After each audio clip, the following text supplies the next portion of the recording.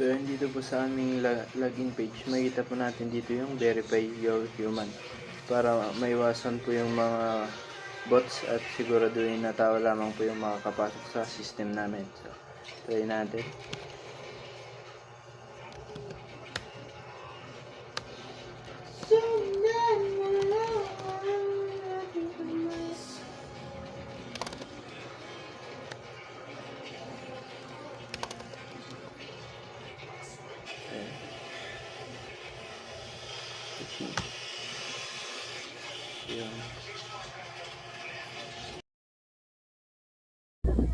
Ito yung dashboard ng student.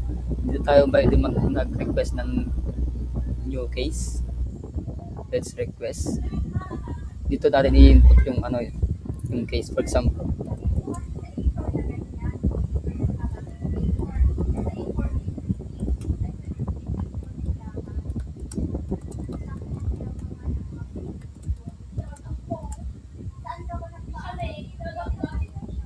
Now let's submit.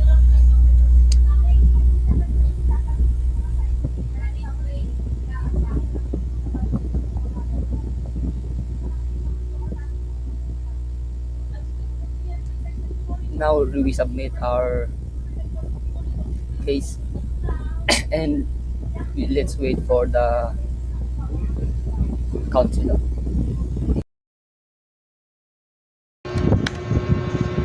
So yun, makikita natin dito yung dashboard ng counselor na kung saan makikita natin yung na may isang pending, in progress, saka completed. So makikita natin dito yung pending request na kung saan pwede nating iset yung appointment date and time niya, accept and approve. So kunwari pag i-reject naman natin siya, may paglalagyan dito ng explanation kung bakit natin siya i-reject. So and next naman dito sa case record, so makikita natin dito yung case history na kung saan si John Abad is accepted na noong yung appoint niya is yung noong May 20, so submitted May 11. So yun lang po yung maging trabaho ng ating counselor. Ito yung admin dashboard. Dito makikita yung mga dashboard, users, reports, activity log, and backup and restore. Tapos makita mo dito yung mga students, pati yung mga recent activities nila. Sa users naman, dito yung current feature, pinamagandang student, kunwari Rayford.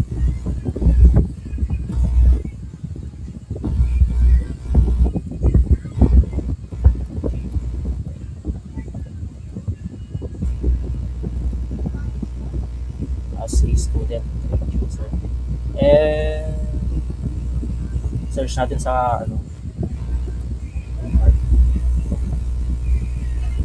ito yung grenade natin. Tapos pwede mo din siyang i-edit, save changes, at pwede mo din siyang i-delete. Next is the reports. Ito yung mga reports kanina. Tapos pwede mo din siyang i-filter dito. Dito yung filter feature, appointment and filter.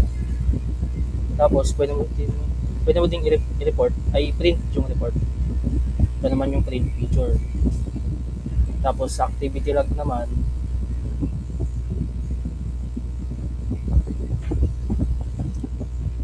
ito yung activity log kung sino yung nag-login, kung ilang beses nag-login yung admin, ano yung ginawa niya, magpapakita dito, details, IP address, at kung kailang oras siya nag-login. Pwede mo din gamitin dito yung filter na feature.